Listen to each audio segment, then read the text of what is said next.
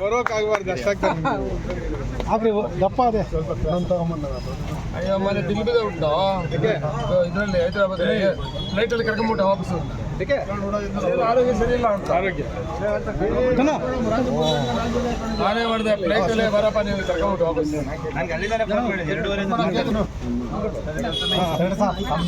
ಮುಂದಕ್ಕೆ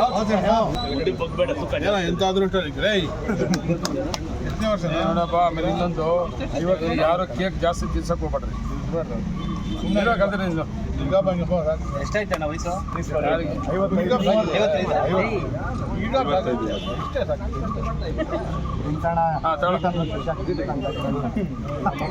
ಸಾಕೇನಪ್ಪ ಸ್ವೀಟ್ ಅಂದ್ರೆ ಇಷ್ಟ